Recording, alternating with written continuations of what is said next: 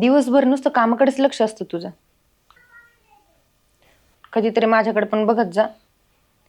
ती शेत, ती गुरंढोरं, यातच तुझं आयुष्य आहे का? कसं आहे कामिनी, आपण कडून आता हे सगळ्या गोष्टी नाही होत ग. आणि दादा एकटा तरी किती करणार ग? हो, पण जेव्हा केव्हा ते हाक मारतात ना, तू लगेच मला सोडून जातो. असं आहे व्हय. आता हे क्षण सोडून मी कुठेच जाणार नाही. कामिनी, तूच माझं सगळं विश्व आहे. रघु, हे रघु, आबा, आभार रागवली वाटतं. हे रघु. काहीतरी झालंय. मी बघून आलो नेमकं काय प्रकरण आहे ते. हो ठीक आहे, शर्ट घेऊन जा. हा बा, एवढं काय झालं? काय झालं? अरे ते विलास, त्या हरामखोर विलासनं आपल्या घरच्या सन्मानावर हात घालण्याचा प्रयत्न केलाय. काय केलं त्यानं? काय केलं? अरे त्या गौरीच्या घरी गेला, तिथं जाऊन तिच्या नवऱ्याला शिवाय दिल्या, धिगाणा घातला, घर फोडायचं काम केलं. अरे त्याला काय वाटलं आपण गप्प बसू? नाही नाही नाही, आता गप्प बसणं शक्य नाही. याचा सूड घेतला पाहिजे आणि याची तयारी तू करायची. उद्या सकाळी त्याच्या शेतावर जायचं. पण आबा, पण हे सगळं एक शब्दही पुढे नको. ही वेळ गप्प बसण्याची नाही, सूड घेण्याची आहे. आपण जर शांत राहिलो ना तर ही गोष्ट पुन्हा पुन्हा घडत राहील. बरं आबा, पाहू आपण. आता कुठे निघालास? माझा फोन आत राहिलाय, फोन करतो जरा.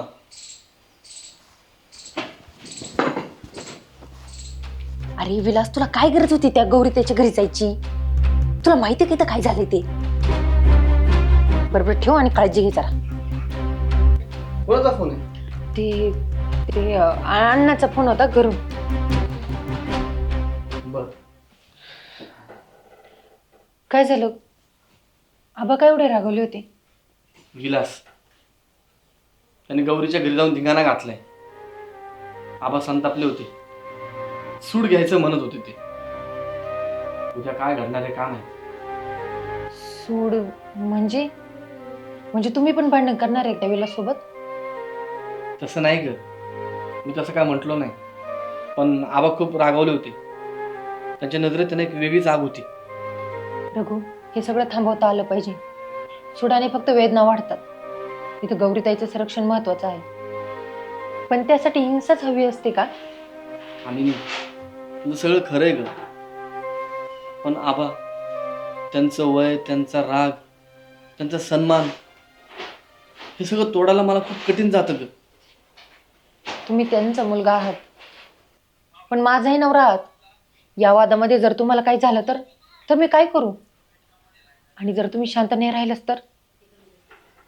कधी कधी ना, काही वेळेस शांत राहणे म्हणजे कमजोरी नसते, ती एक शहाणीव असते. बरोबर आहे तुझं. मी प्रयत्न करतो आबांना समजून सांगण्याचा, पण ते नाही ऐकणार. कारण यावेळेस प्रकरण खूप वाढले.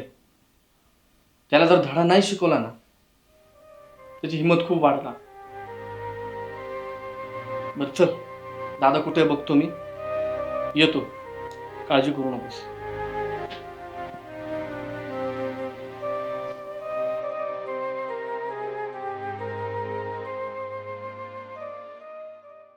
तो सापडला पाहिजे. सापडला? हा, काय वाटलं? हा? मारला काय तो? आज त्याला सुट्टी नाही.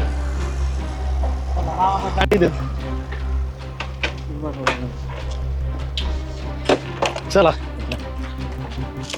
आबा तुम्ही तिकडून तो फक्त सापडला पाहिजे आज. नाही आबा, त्याला आज नाही. आता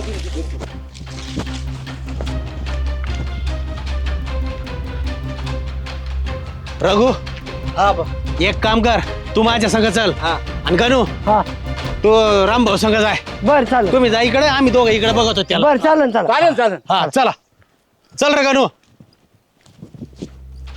हा सुट्टी नाही त्या साल्याला. समोर नसतो येत आता. चला बर. अय गणू, दिसन. हा बा. सापडला का देऊ? नाही सापडला? नाही ना, एवढं दडपण आलं होतं साल्याला. आता पळून गेला वाटतं. आता गेला म्हणत समोर, मग दाखवतो त्याला. आबा, सापडायला पाहिजे होता तो. कुत्र्याच्या आईवानी झाडला असता. हा, काय करायचं धोंडू पाटील? तो तर काय सापडा, मग निघायचं घरी. एक काम करा, त्या साल्याला कळलं असन म्हणून पळून गेलाय. गणू, तुम्ही तिघं घरी जा. हा. मी जरा गौरीकडे जाऊन येतो. वा बा, तुम्ही या गौरीकडे जाऊन, ती घाबरलेली पण असन. आणि एक काम करा, मी येतो जाऊन. हा घराकडे जरा लक्ष ठेवा. आणि ती कामिनी आणि मोठी सुनबाई घरी आहेत. तुम्ही जा घरी. वय आबा, आणि चला. चल. चल.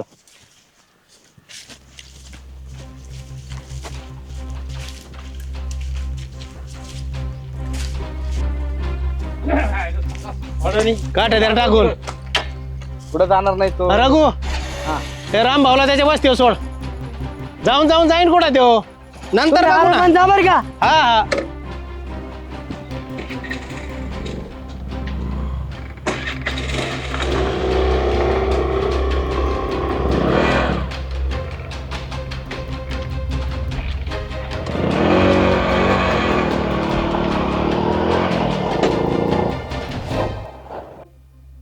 कामिनी, टॉवेल दे. कोणाचा फोन? ते काही नाही मैत्रिणीचा फोन होता कॉलेजची, जुन्या आठवणी चाललेल्या. बरोबर, टॉवेल दे.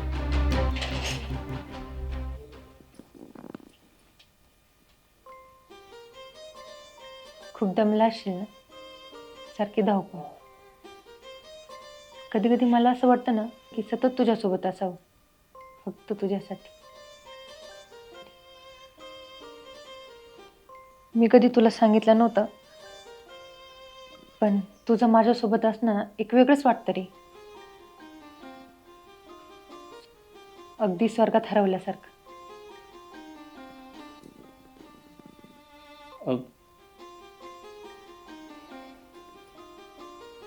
दादा बोलवतोय, तू पण ये लवकर, मी जातो.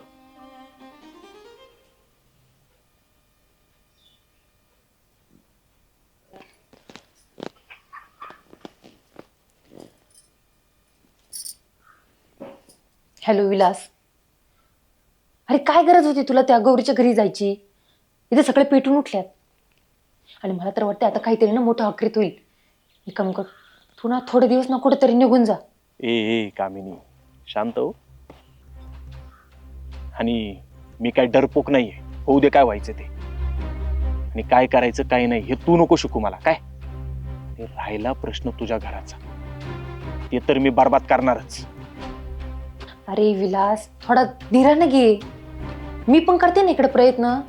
ए बस, बघितले तुझे प्रयत्न, काहीच करत नाहीये तू. आणि तू काय करशील या भरावशा बसलो ना मी, तर मी म्हातारा होईन आणि तुला 2-4 लेकरं. समजलं? ठेव फोन. विलास विलास, अरे माझी स्वप्न फार वेगळे आहेत रे. आणि तुला जर असं वागायचं असेल ना, माझ्याशी नातं तोडून टाक. मग मला नको असं आशेवर ठेव तू. आणि ठेव आता फोन.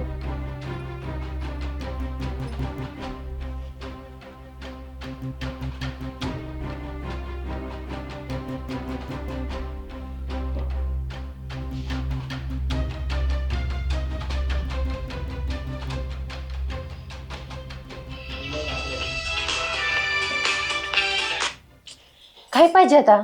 ए कामिनी, काय म्हणायचं हे विचारायच्या आधीच फोन ठेवतेस का? हा, मला फक्त भेटायचंय आज रात्री मंदिराच्या मागे जुन्या पिंपळाच्या झाडाखाली ये. काय? मी नाही येणार. तुला सांगितलं ना सगळं स्पष्टपणे की तुझं माझं नातं आता संपलं. नातं नाही? हा, अगं ते जुने दिवस विसरली का? का आता त्या पाटलाच्या घरची मालकीन झाल्यावर माझ्याशी असं वागणार का? मी चुकले, मी मान्य केलं. पण आता हे माझं कुटुंब आहे आणि मी त्यांच्या विश्वासाला तडा नाही जाऊ देणार. तडा नाही जाऊ देणार? बर, मग ऐक, जर आली नाही ना तर मीच येतो तुमच्या वाड्यात. तुझ्या नवऱ्यासमोर, तुझ्या सासऱ्यासमोर सगळं सांगतो की कामिनी आजही माझ्यावर मरते आणि ती तुमच्या घरात फक्त आणि फक्त सोडासाठी आली. हा, सगळं उघड करीन. तुझा भूतकाळ, आपलं प्रेम आणि तुझी नाटकबाज सून. प्लीज विलास, असं काही करू नकोस. मी येईल, पण डोक्यात काही वेगळा विचार आणू नकोस. आपण दोघच फक्त, तिसरं कुणीच नसावं. बस आली ना रुळावर आता. बरं ऐक, मी सांगतो तसं कर, नाहीतर तुझं स्वतःच घर राख करून टाकी. काय डायरेक्ट बूम.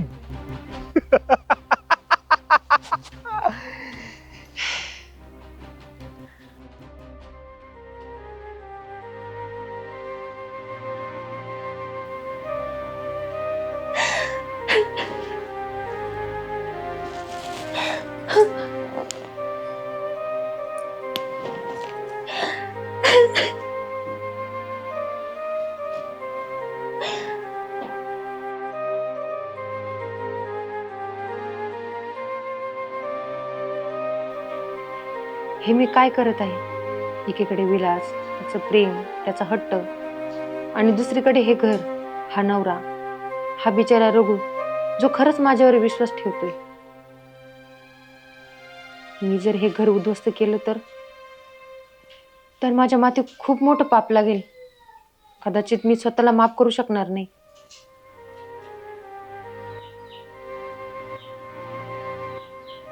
झोपली नाहीस तू अजून? नाही अजून. बस. काय झालंय? काही दिवसापासून तू खूप गप्प गप्प वाटतेस. काही झालंय का? काही नाही, सगळं ठीकच. काही नाही. हे बघ, मला माहिती तुला जास्त बोलायला नाही आवडत, पण अगं मी तुझा नवरा आहे. मला कळतं तुझ्या डोळ्यात काय चाललंय ते. बरे दूध घे आणि लवकर झोप. ते आबा म्हणतात ते उद्या गावाला जायचं. ते मंगल काकू आहेत ना, त्यांची तब्येत बरी नाही वाटतं.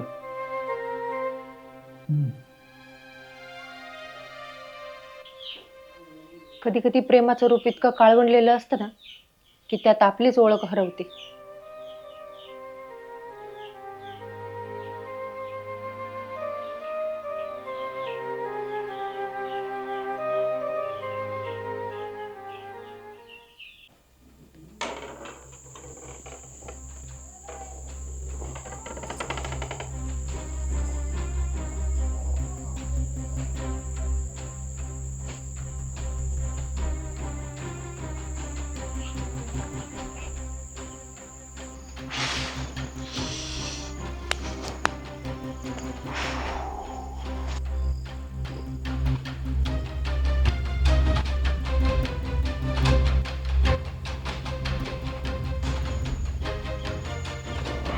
विलास,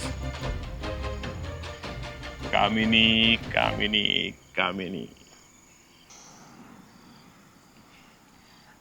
शेवटी आलीच ना.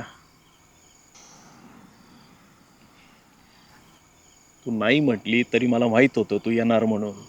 काय कामिनी, अरे तेवढा ओळखतो मी तुला. बरं कामाचं बोल, वेळ नको वाया घालू आता. अरे कामच तर आहे ना, पण आधी तोंड तर गोड करू. हा ये. विलास थांबव आता. हे कामिनी खूप हे मिस बघ. करतोय ग तुला. हे बघ, तुझा स्पर्श मला अजूनही वेड करतो. काय ये. विलास थांबव आता. हे बघ, जे तू होतस ना ते आता नाही राहिला, म्हणून मी स्वतःला आता बदलवलंय. ए ए कामिनी, तू मी जेव्हा सांगेन ना तेव्हा तू मला भेटायला यायचं. कारण नाही पाहिजे मला. काय तू वेड्यासारखं बोलतोस हे? आ वेडा झालोय मी, आणि वेड्यासारखंच करणार. आता हे शक्य नाही होणार मला. आणि बघ, तू जर भेटायला आली नाही ना तर सरळ तुमच्या वाड्यात येईन आणि तुझ्या नवऱ्यासमोर आणि त्या धोंडू पाटला समोर तुझा सारा भूतकाळ सांगीन की कामिनी अजूनही माझ्यावर प्रेम करते, करत होती, करत राहणार. ती तुमच्या घरात फक्त आणि फक्त माझा सूड घेण्यासाठी आली आहे. काय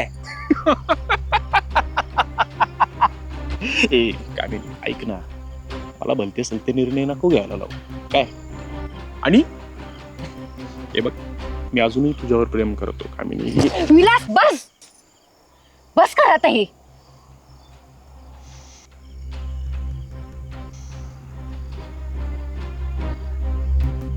बरं मी येते, पण हे बघ काही चुकीचं समजू नकोस तू. ए कामिनी, तू झाली ना फक्त माझी होशील, दुसरी कोणाची नाही काय. विलास हे प्रेम नाही, हे काही दे. काही समज, मला काय फरक नाही पडत.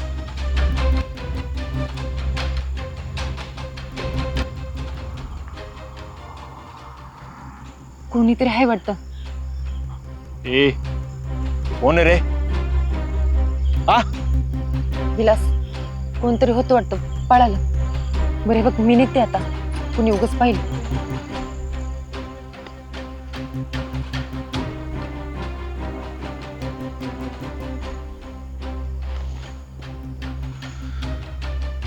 जर खरंच कोणी पाहिलं असेल तर ही भेट शेवटची ठरेल. विलास, विलास, तुझे ठरवलंय ते सगळं उद्ध्वस्त होईल. नाही, असं नाही झालं पाहिजे.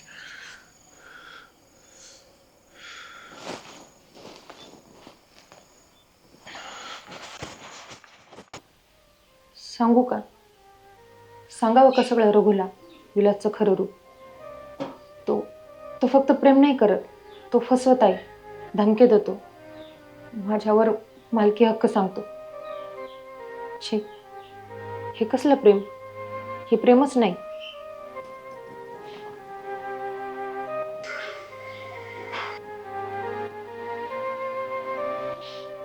कामिनी, अगं लक्ष कुठे तुझं? कुठं हरवलीस तू? हो ठीक, काय नाही, असंच. बरं एक काम कर, तू आराम कर, मी करते बाकीचे काम. नाही नाही, करते ना मी. बरं ठीक आहे, घे आवरून, मी बाकीचं बघते.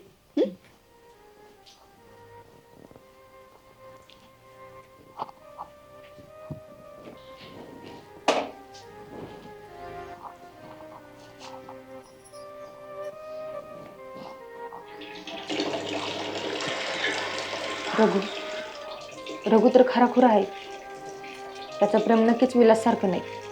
पण जर मी त्याला सगळं सांगितलं तर सगळं उधळेल, मी फक्त गुन्हेगार वाटेल, कदाचित मलाच दोष दिला जाईल. नाही, अजून नाही, अजून वेळ आली नाही तशी. कामिनी, एक विचारू का ग? हा बोला ना. तू जुन्या वेळीकडे गेलती का ग एवढ्यात? का हो? नाही, नव्हती गेली. खरं सांग. बघ कामिनी, एक बाई दुसऱ्या बाईला काहीतरी विचारते ना, काही ऐकले आणि पाहिल्याशिवाय नाही विचारत. आणि यात काही संशय नाही ग, फक्त तुझी काळजी. हा ताई, पण मग तसं काही नाही. हे बघ, माझ्या नवऱ्याने तुला आणि त्या माणसाला एकत्र बघितलंय. तुझा माझ्यावर विश्वास असेल ना तर तुम्हाला खरं सांग, ती फक्त जुनी ओळख आहे की आणखी काहीतरी दुसरंच आहे? ताई, माझा तुमच्यावर विश्वास आहे हो, म्हणून सांगते हे सगळं. काही काळापूर्वी माझ्याही त्याच्यावर खूप प्रेम होतं, पण आता मी या घरात राहते माझ्या नवऱ्यासोबत. पण तो गेल्या काही दिवसापासून धमकावते मला. तो मला म्हणतो की मी तुझं उद्ध्वस्त करीन आयुष्य. धमकावतोय? कोण आहे तो? विलास. विलास? तो विलास? होते, आमची जुनीच ओळख आहे. कामिनी, हे काय बोलते तू? हे जर आबांना समजलं तर? त्या नालायक विलास सोबत तू? होते, मला माहिती मी चुकले, पण आता माझ्याकडून काही चुकीचं व्हावं म्हणून तो मला दबावते, धमकीही देतोय. पण मी नाही खचून जाणार, मी हे सगळं सांभाळेन. फक्त आता कोणाला सांगायचं धाडस नाही राहिलं माझ्यात. कामिनी, हे बघ, मी तुझी बाजू घेते, पण एक लक्षात ठेव, हा आता फक्त तुझा आणि त्याचा विषय नाही राहिलाय, हे अख्ख्या घराचं प्रकरण झालंय. तुझं खरंच चुकली ना तर आता काहीतरी निर्णय घे. होत आहे. मी आता हे सगळं संपवणार आहे कायमचं. आणि आता हाच माझा निर्णय राहणार.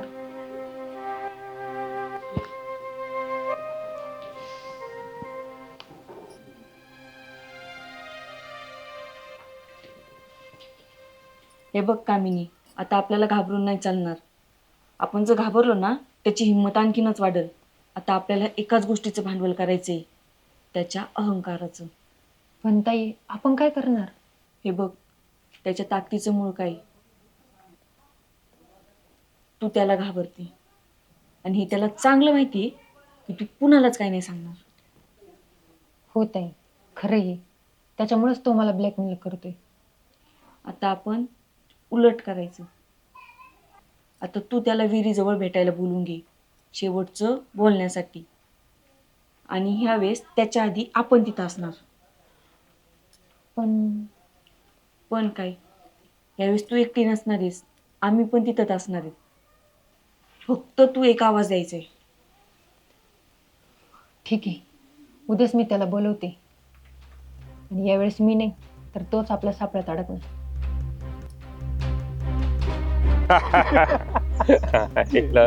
काय रे रव्या, त्या कामिनीला काय वाटलं असेल, आता मी घाबरून गया वया करीन. उलट उलट आता स्वतःहून फोन करत असते बघ. हा ना. पण मी काय म्हणतो, तिथं साधं बघायला मी तयार नव्हती रे तुझ्याकडे. अरे तो भूतकाळ होता, आता परिस्थिती बदलली. हा ना.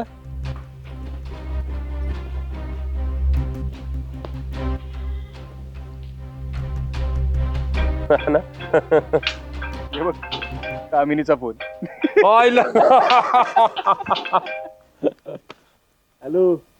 हॅलो विलास. बोला मॅडम. कस काय आठवण आली म्हणायची आमची?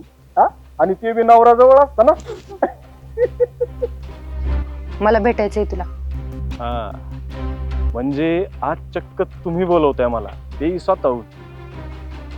त्या विहिरीजवळ ये, महत्वाचं बोलायचंय थोडं. बर, येतो.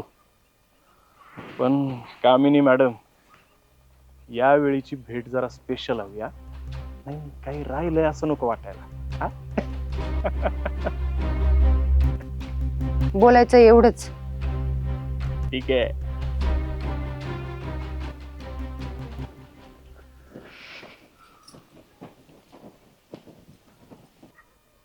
मग समजलं का? मी काय म्हणतो, पिंपळाच्या झाडाजवळ बोलवते म्हणजे नक्कीच काहीतरी स्पेशल असणार. बघितलं का रवी भाऊ, स्वतःहून फोन केला, स्वतःहून आली का नाही जवळ. मानलं हो तुला. कसं आहे ना रवी भाऊ, आता तिला तिचं खरं प्रेम दाखवायचं असेल, पण आता मी खेळ खेळणार. विलास भाऊ नाव झालंय गावात.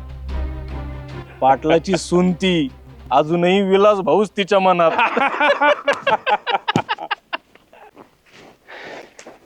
एवढा वेळ झाला काय नाही, काय माहिती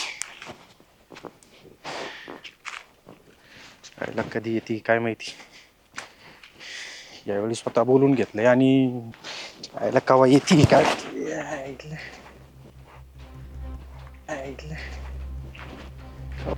किती वेळ लावती काय माहिती. स्वतः बोलवून घेतलं आणि एवढा वेळ लावती. कधी येते काय माहिती. काय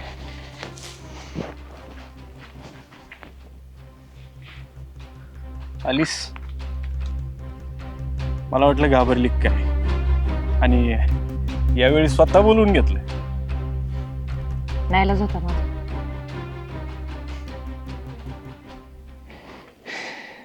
बरं ऐक, कायमच मोकळ्या हाताने येते, कधीतरी भरल्या हाताने ये.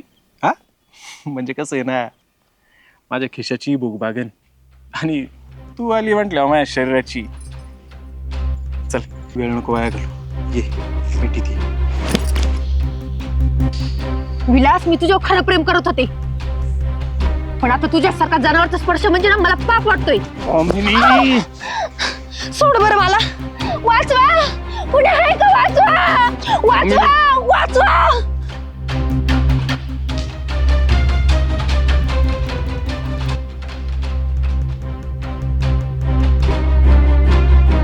मी तुला सांगते.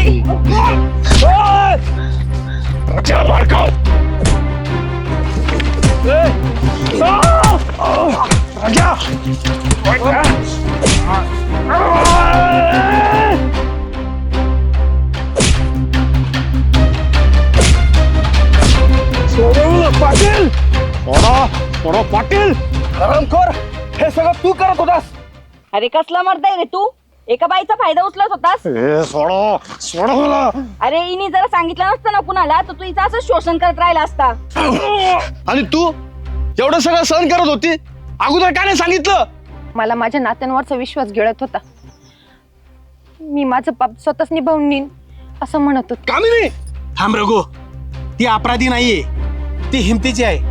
ती जर उभं राहिली नसती ना तर आज आपल्या घराचं माणूस पण हरवलं असतं. कळलं तुला? आबा, मी याला जित्याला सोडणार नाही.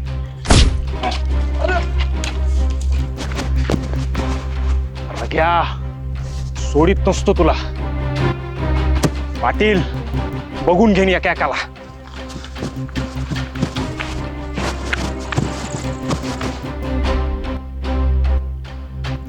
हे बघ कामिनी, तू एकटी नाहीयेस. आम्ही सगळे आहोत सोबत.